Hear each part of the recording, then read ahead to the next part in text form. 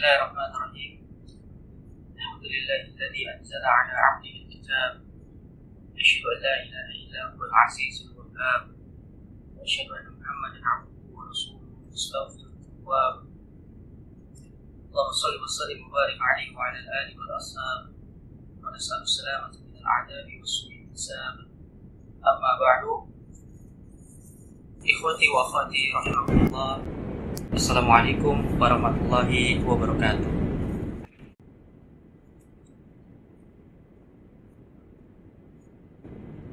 Ikhwati wa akhwati azani Allah wa iyyakum. Jika kita hendak mengumpulkan apa saja keutamaan bahasa Arab,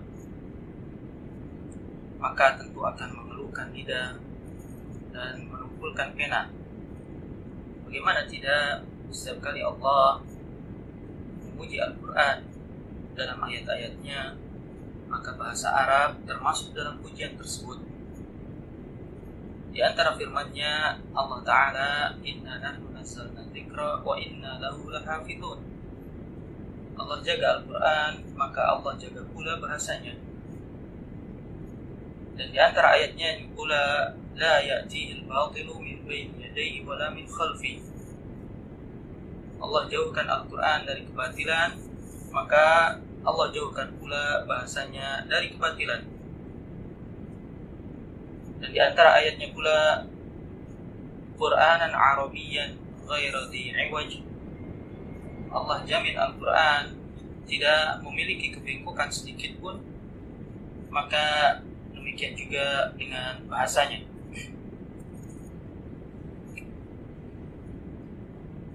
Belum lagi Allah puji bahasa Arab ya secara langsung dalam banyak ayatnya.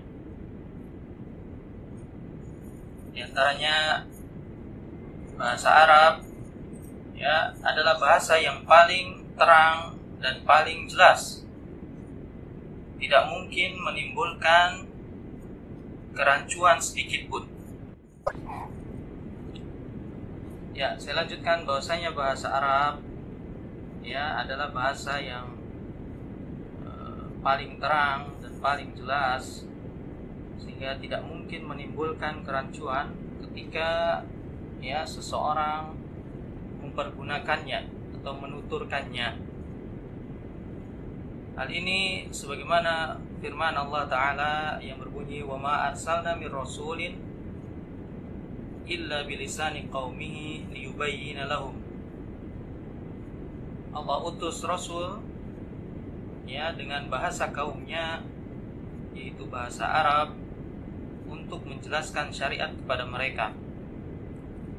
Ya, untuk menjelaskan pedoman hidup manusia, maka mustahil Allah pilihkan bahasa yang membingungkan ya atau sulit dipahami.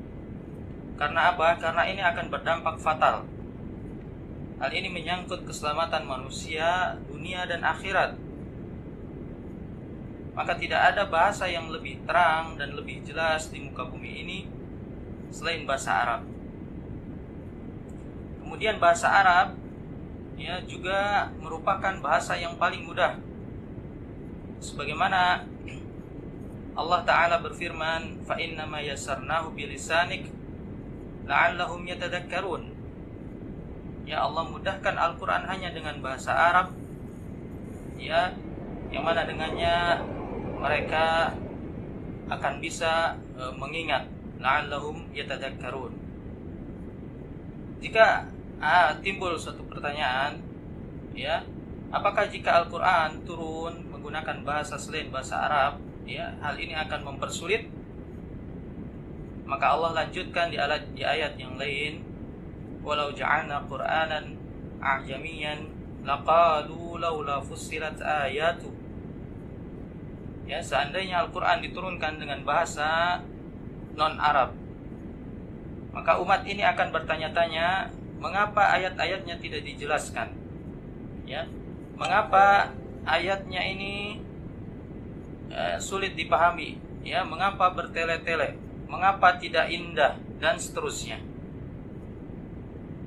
Ya, begitu juga bahasa Arab adalah bahasa yang logis, ya, dibangun di atas kaidah yang ilmiah. Sebagaimana firman Allah Ta'ala, inna anzalnahu Qur'anan Arabiyyan la'allakum ta'qilun. Allah turunkan Al-Quran ya dengan bahasa Arab agar kalian dapat memikirkannya, dapat mentadaburinya. Ya. Kemudian Al-Imam Ibnu Katsir rahimahullah menafsirkan ayat ini.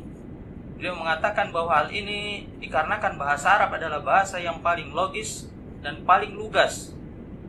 Afsahul lughati wa abyanuha, kata beliau. Yaitu bahasa Arab adalah bahasa yang paling logis dan paling lugas. Ya. Begitu juga Allah mengisyaratkan bahwa bahasa Arab adalah bahasa yang mulia.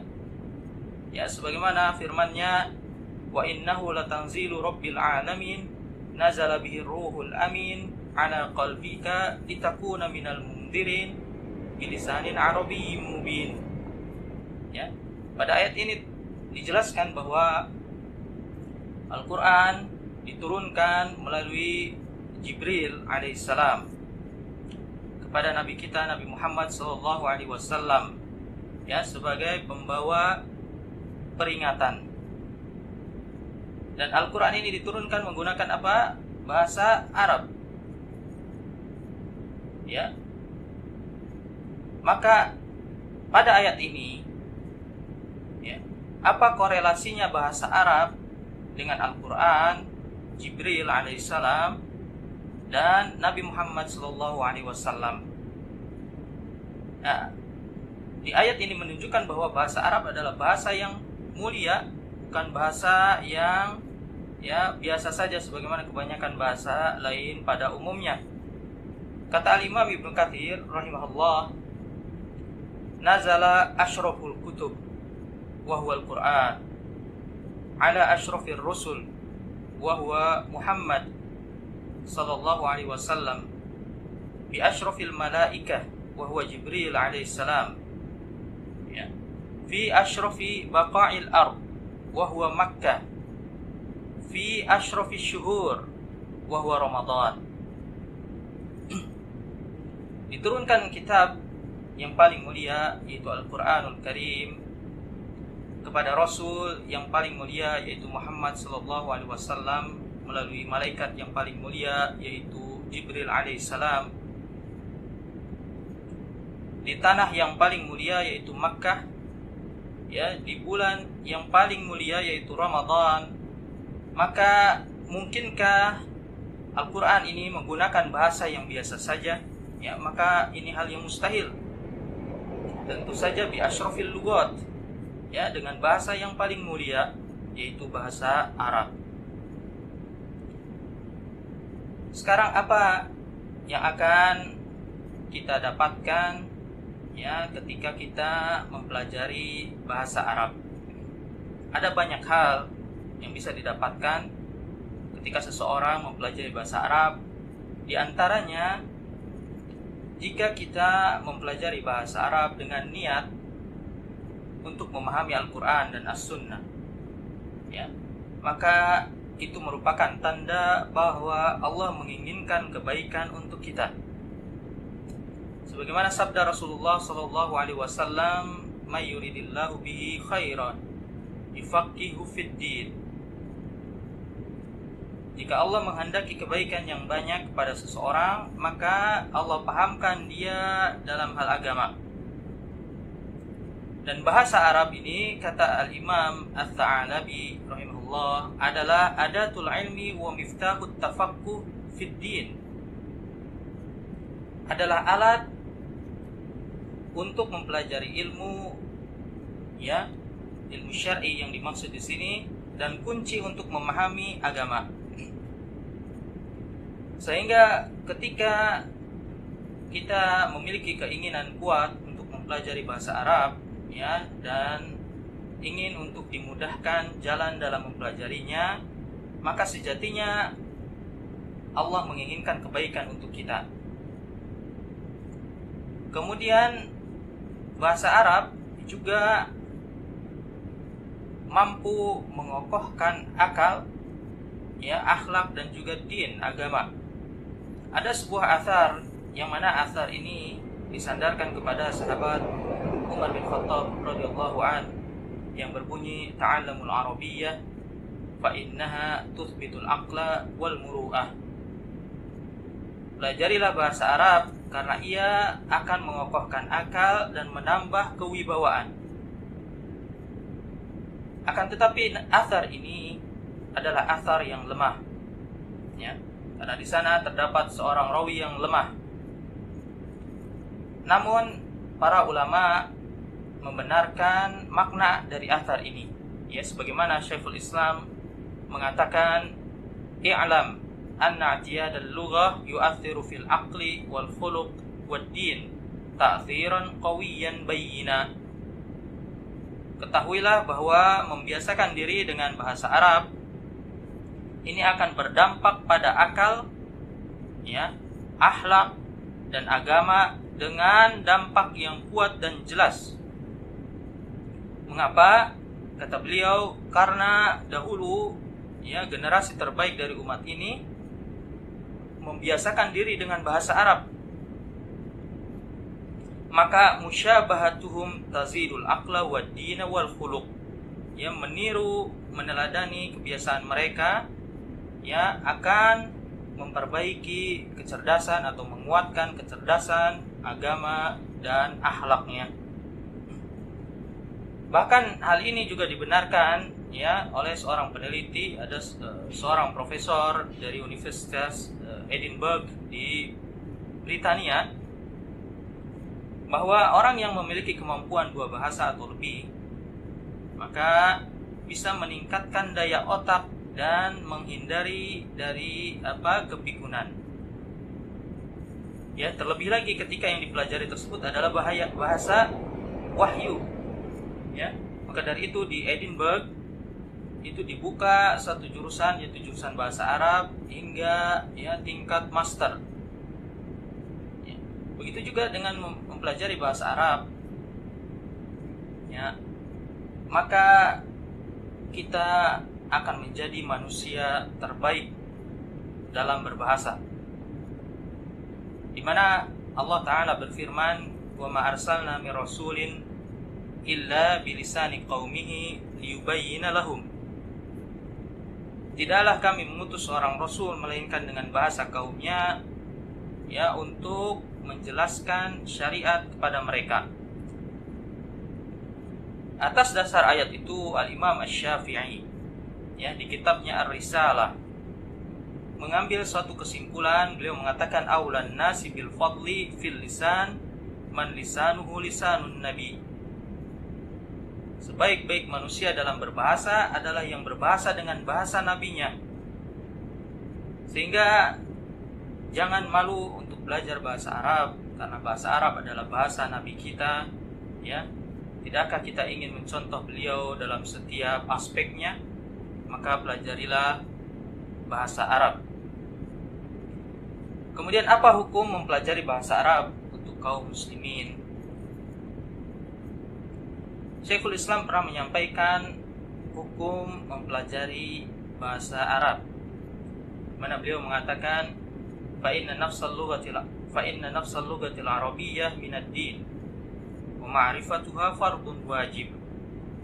Ya, bahwasanya bahasa Arab adalah bagian yang tidak terpisahkan dari agama ini.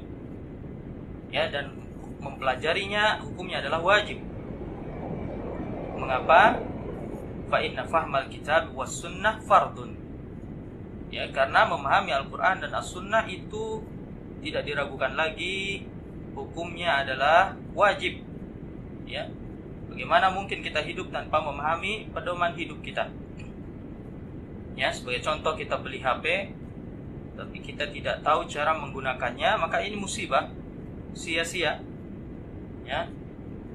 Jika kita tidak tahu bagaimana, ya, peraturan ketika kita hidup di dunia, ya, karena kita tidak mau memahami pedoman hidup kita, maka bagaimana cara bermuamalah dengan Allah, bagaimana cara bermuamalah dengan manusia, ya, maka apa bedanya kita dengan hewan? Maka dari itu, memahami Al-Quran dan As-Sunnah tidak diragukan lagi, hukumnya adalah wajib. wala yufhamu illa bifahmil lughatil arabiyyah, dan tidak mungkin memahami keduanya ya melainkan ya harus kita memahami juga bahasa Arab. Jika muncul pertanyaan, Ustadz, saya mau memahami Al-Quran dan As-Sunnah, ya, namun saya tidak mau mempelajari bahasa Arab, ya, tidak mau bersusah-susah, maka ini musibah, ya. Atau misalkan lagi ada yang mengatakan, Ustadz, ya saya ini sudah tua, ya, sulit untuk belajar bahasa Arab. Atau Ustadz, saya ini kurang pandai, ya, setiap kali belajar bahasa Arab tidak pernah bisa sampai selesai, ya, putus di tengah jalan. Ya, dan lagi zaman sekarang ini sudah banyak Al-Quran terjemahan, ya, hadis juga demikian. Banyak pula ustadz-ustadz yang mampu menjelaskannya, ya, jadi kita tinggal mengamalkannya, tidak perlu susah payah belajar bahasa Arab, ya. Mungkin diantara orang ada yang mengatakan hal demikian. Maka saya sampaikan 3 hal. Yang pertama, sama halnya ketika kita membeli HP, ya, langsung dari ya produsennya, ya, tidak mau membeli HP dari orang kedua atau orang ketiga, ya, karena tentu berbeda nanti hasilnya. Ya, biasanya kita ingin membeli barang langsung dari orang pertama. Maka Al-Quran dan As-Sunnah sudah banyak ulama yang menjelaskannya jelas dan terang di kitab-kitab mereka, ya, sudah jelas di tafsir-tafsir mereka, di syarah-syarah mereka, sudah jelas dan gamblang, ya. Hanya saja kita tidak bisa memahaminya karena terkendala bahasa, ya. Akhirnya apa? Akhirnya kita bersandar kepada penerjemah, ya, padahal pemikiran penerjemah itu sedikit banyak mempengaruhi hasil terjemahan mereka. Apalagi bahasa Indonesia itu terlalu sederhana untuk menerjemahkan bahasa Arab yang begitu luas. Jika kita terus-menerus mengandalkan terjemahan, ya, maka apa bedanya dengan umat Kristiani misalnya? Ya, dimanapun mereka berada, maka mereka pasti akan bersandar pada Injil terjemahan. Ya, akhirnya apa yang terjadi? Ya, berbeda pemahaman antara satu bangsa dengan bangsa yang lainnya, tergantung pemahaman penerjemahnya. Kemudian yang kedua, dalam beberapa hal, ya, mungkin kita butuh penjelasan ustadz yang memang ahli di bidangnya. Namun ingat, dalam ibadah mahdoh, ibadah yang langsung dengan bermuamalah dengan Allah Ta'ala, maka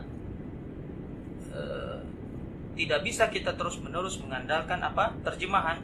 Ya, misalnya saja dalam sholat, apakah kita harus menunggu imam menerjemahkan bacaannya, ya, kemudian kita bisa khusyuk? Ya, maka tidak mungkin. Ya, begitu juga berdoa. Ya, apa kita harus baca dulu terjemahannya, kemudian kita baru bisa meneteskan air mata ketika kita bermunajat? Ya, kalaupun iya, tetap berbeda hasilnya, ya, antara baca terjemahan dengan meresapi makna kata per katanya. Kemudian yang ketiga, ketika kita mengatakan untuk apa, ya, susah-susah belajar bahasa Arab, ya, padahal sudah banyak ustadz yang menjelaskannya, kita tinggal mengamalkannya saja, hemat waktu. Pertanyaan saya, ya, apakah antum yakin ketika ustadz menjelaskan maka antum langsung dengan serta-merta akan memahaminya? Tentu tidak.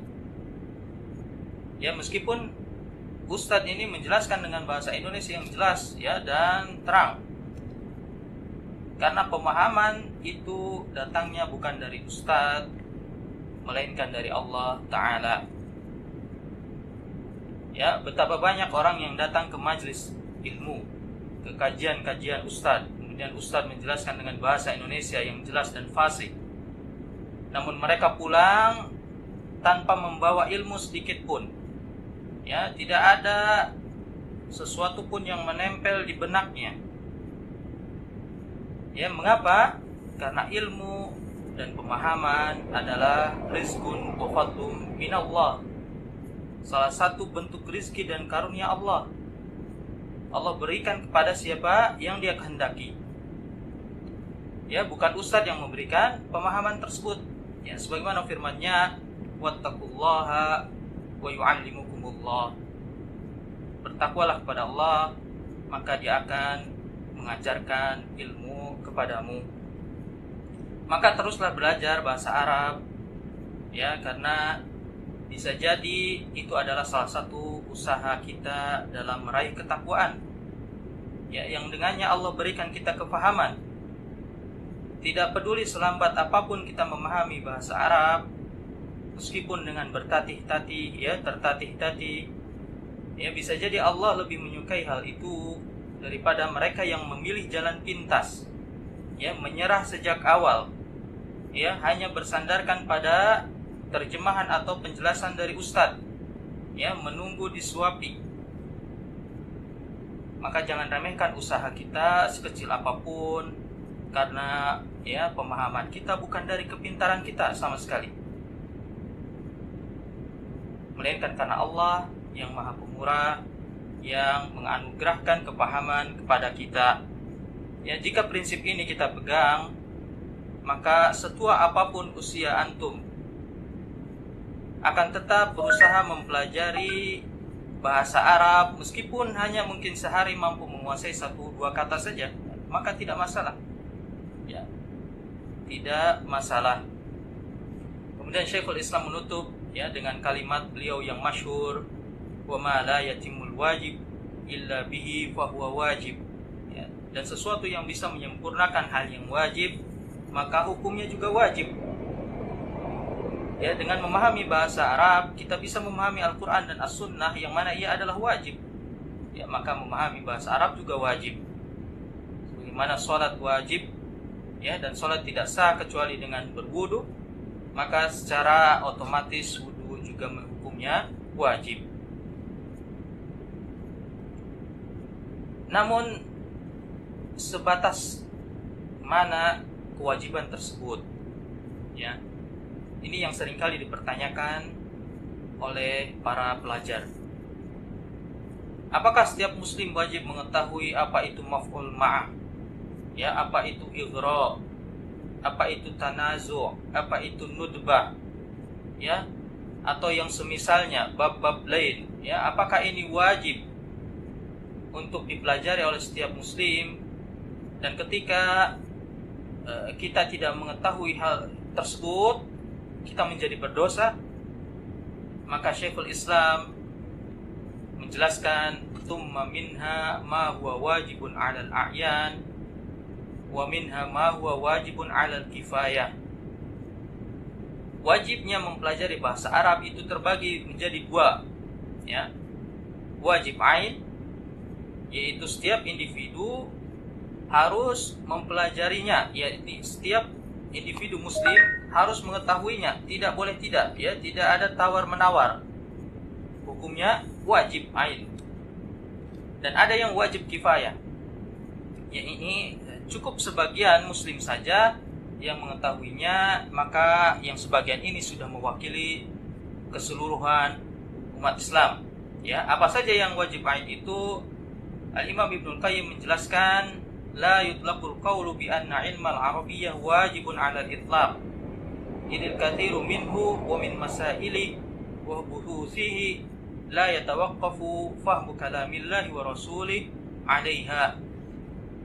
Tidak, kata beliau Al-Imam Ibnu Qayyim, tidak benar bahwa bahasa Arab itu wajib diketahui secara mutlak, secara keseluruhan, ya, bersama dengan cabang-cabangnya, ya, dengan mendetail, ya, tidak. Misalnya kita tidak mesti mahir bercakap-cakap, muhadatsah, ya, atau mengetahui sastranya, atau mengetahui dilalahnya, atau ilat-ilatnya dan seterusnya. Ya. Mengapa? Karena tidak semua permasalahan bahasa Arab itu ditujukan untuk memahami kalamullah dan Rasulnya. Ya, tidak harus semuanya dipelajari. Misalnya, apakah orang-orang awam harus bisa berbicara dengan bahasa fusha ya terlebih dahulu ya untuk memahami Al-Qur'an, atau harus menguasai dulu arud dan qawafi ya, atau ilmu aswad untuk bisa memahami hadis? Tentu tidak. Kecuali jika dia memang seorang guru ya, atau seorang mujtahid, atau seorang mufassir, maka tentu butuh hal tersebut ya untuk menjaga agar bahasa Arab ini tidak punah. Namun cukup 1-2 orang saja sudah menggugurkan kewajiban yang lainnya. Dan jauh sebelumnya Al-Imam Syafi'i juga pernah menyampaikan, fa'ala kulli muslim ay yata'allama min lisanil Arab ma balaghahu juhdah ya hatta yashhada bihi alla ilaha illallah wa anna Muhammadan abduhu wa rasuluh wa yatluwa bihi kitab Allah wa yantiqu bidzikri fi mafturida alayhi ya minat takbir wa umira bihi minat tasbih wa tasyahud wa ghairu dzalik. Ya, setiap muslim ini wajib mempelajari bahasa Arab semampunya. Ya, inilah yang disebut dengan fardu ain. Ya, hingga ia bisa bersyahadat. Artinya apa? Memahami makna syahadatain adalah wajib bagi setiap muslim. Dan apa yang ya dia bisa memahami apa yang dia baca dari Al-Qur'an, memahami ketika dia berzikir ya dengan zikir yang wajib seperti takbir, tasbih, ya tasyahud dan lain sebagainya. Maka tidak perlu kita memahami atau mempelajari bahasa Arab ya sampai level sebagaimana level Sibawi atau Al-Kisai. Ya, asalkan yang wajib sudah terpenuhi maka sudah cukup, yakni memahami Al-Quran dan As-Sunnah. Lantas kapan kita akan mulai belajar bahasa Arab? Nah, ini pertanyaannya. Kapan kita akan memulai belajar bahasa Arab? Pertanyaan ini sejalan dengan pertanyaan kapan kita berniat untuk memahami bahasa Al-Quran. Jika antum bisa menjawab pertanyaan yang kedua, maka pertanyaan yang pertama akan segera terrealisasi. Ya, kapan kita berniat memahami bahasa Al-Quran? Ketika antum berniat untuk memahami Al-Quran, maka detik itu juga antum akan mulai belajar bahasa Arab. Sehingga saran saya, besok mulai cari tempat ya belajar bahasa Arab, jangan tunggu sampai lusa. Ya, mengapa? Tadi pertama sudah saya sampaikan bahwa kebutuhan kita kepada bahasa Arab adalah kebutuhan primer. Ya, sangat-sangat urgent. Bukan kebutuhan tersier, apalagi hanya sekedar opsional saja. Ya, tidak sama sekali. Sama saja kita mengatakan, sudahlah sekarang kita sholat dulu saja. Ya, belajar wudunya nanti saja kapan-kapan, besok-besok. Ya, benarkah demikian? Sudahlah kita sholat dulu saja. Ya, masalah kita paham atau tidak apa yang kita baca ya ketika sholat itu urusan nanti. Ya, baca Al-Quran juga demikian, berdoa juga demikian, dan seterusnya. Maka hal tersebut adalah hal yang keliru. Ya, sudah kita paham dulu Al-Quran dan Sunnah, bahasa Arab nanti saja kapan-kapan. Ya, maka sedari sekarang buat rencana bahwa besok saya akan mencari tempat belajar bahasa Arab. Ya, berazam. Kemudian yang kedua, mengapa jangan tunggu lama-lama ya untuk belajar bahasa Arab? Karena kita tidak pernah tahu sampai kapan usia kita. Karena niat baik, jika kita ulur-ulur tanpa uzur, itu tidak tercatat sebagai niat baik. Ya, jadi jangan sampai kita sia-siakan waktu kita. Ya, bahkan saya sendiri, ya saya pribadi mulai serius belajar bahasa Arab itu kira-kira 10 tahun yang lalu. Ya, itu saja ya saya masih menyesal mengapa saya tidak belajar bahasa Arab sedari kecil. Ya, betapa banyak waktu yang berlalu, ya, dan ketika itu saya membaca Al-Quran tidak paham maknanya, ya, sholat pun tidak paham maknanya. Namun setidaknya saya sempat belajar sebelum tutup usia, alhamdulillah. Ya. Kemudian yang ketiga, sekarang ini tempat-tempat belajar bahasa Arab tidak hanya banyak, ya, bahkan melimpah ruah, baik yang offline maupun online. Alhamdulillah, ini adalah bagian dari kasih sayang Allah. Jika kita bandingkan 15 tahun atau 20 tahun yang lalu, ya, sulit jika ingin belajar bahasa Arab. Maka ini nikmat yang patut disyukuri. Tapi di sisi lain, ini juga menjadi bumerang bagi kita. Ya. Mengapa? Karena semakin tertutupnya pintu uzur, artinya hujjah telah tegak. Ketika kita masih menganggap bahwa belajar bahasa Arab itu bisa nanti saja, padahal guru bahasa Arab ada di depan mata, ya, dan mungkin gratis, maka jika kita masih berat untuk melangkah, hati-hati, ya, kelak kita akan ditanya di hadapan Allah. Kemudian yang keempat, kita dapati banyak tempat kursus, ya, bahasa asing yang laris manis, seperti bahasa Inggris, ya, Jerman, Prancis, Jepang, Mandarin, ya, dan lain-lain. Padahal biayanya masya Allah, ya, antum mungkin lebih tahu. Untuk tes IELTS atau TOEFL saja biayanya bisa sampai jutaan. Tapi tetap laris manis, ya, tetap laris manis seperti kacang goreng. Namun bahasa Arab,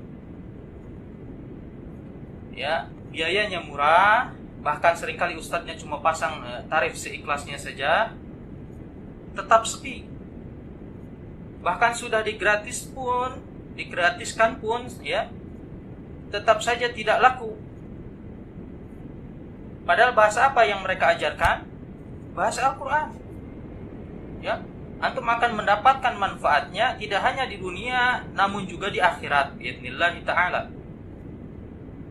Apakah antum merasa aneh dengan fenomena ini? Ya, kalau saya tidak.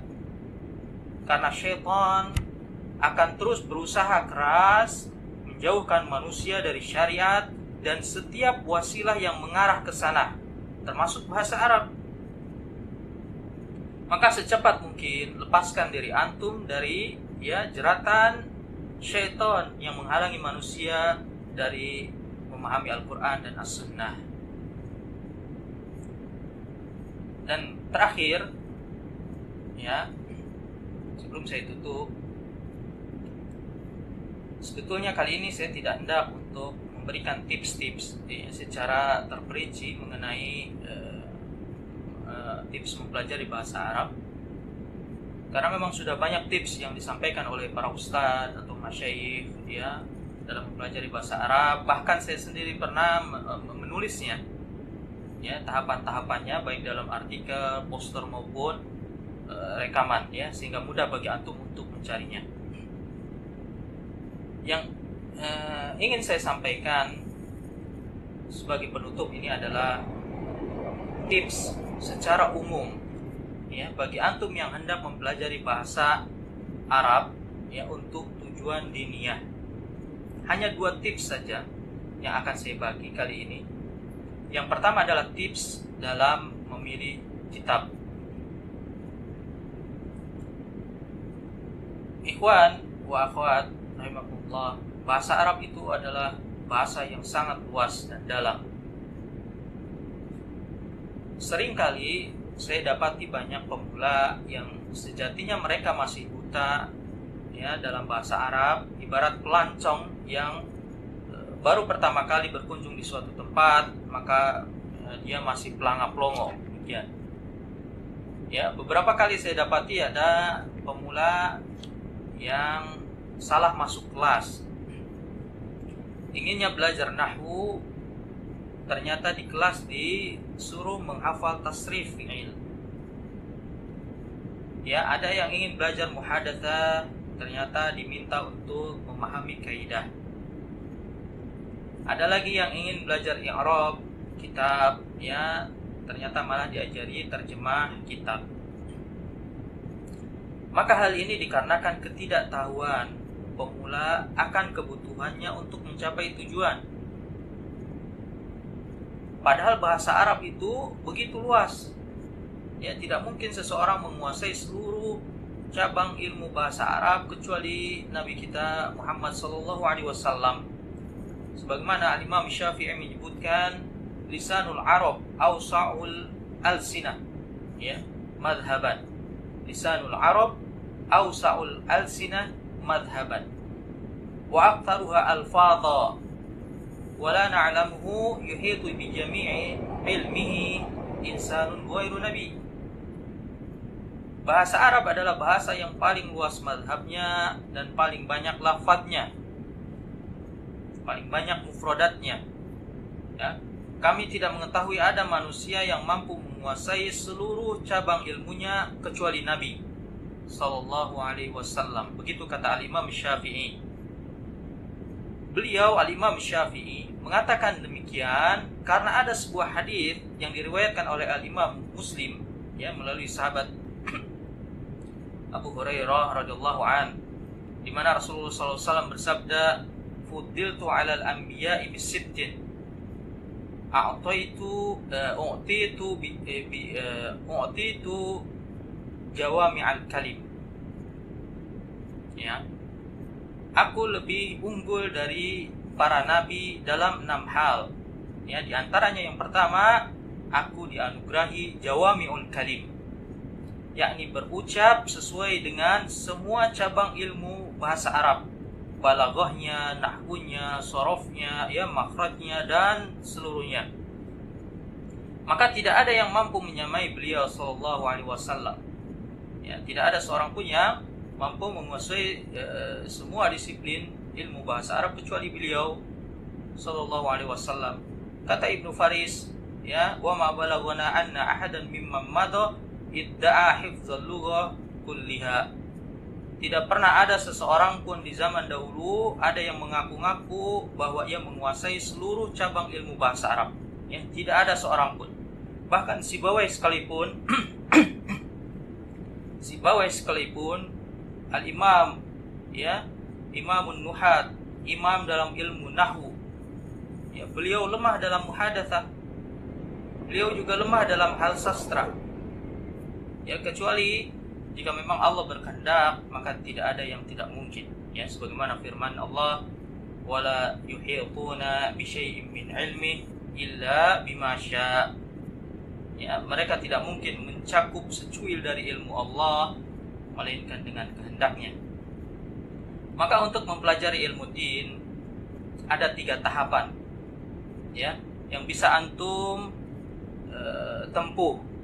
Ya, ada 3 marhalah, 3 level yang bisa antum tempuh. Marhalah yang pertama adalah marhalah tashih, ya, memperbaiki bahasa. Yang kedua, marhalah kedua adalah marhalah tafsih, yaitu memperindah, ya, memperindah ucapan bahasa. Dan yang ketiga adalah marhalah takhsis, yaitu takhusus, ya, spesialisasi. Ya, minimalnya antum bisa kuasai level 1 saja. Itu sudah cukup untuk memahami Al-Quran dan As-Sunnah, insyaallah. Dan di level 1, di marhalah tashih, ini ada 3 cabang ilmu yang bisa antum pelajari. Yang pertama nahwu, yang kedua sharaf, yang ketiga matnul lughah atau mufradat. Nahwu itu mempelajari akhiran kata, kemudian sharaf itu mempelajari struktur kata secara keseluruhan, dan mufradat ini bisa antum perbanyak dari mufradat Al-Quran atau kitab-kitab lainnya yang berbahasa Arab. Ya. Dan untuk kitab untuk pemula maka disarankan pilih kitab-kitab yang tipis saja seperti Jurumiyah, ya, kemudian ada Nahwu Shaghir yang sekarang yang kontemporer, ya, Nahwu Shaghir, As-Sarfu Shaghir, Al-Muwatta' fil I'rab, ya, milik Dr. Al-Uyuni, ya, dan insyaallah saya juga akan insyaallah menyusun sebuah kitab, ya, yang berjudul Al-Arba'in.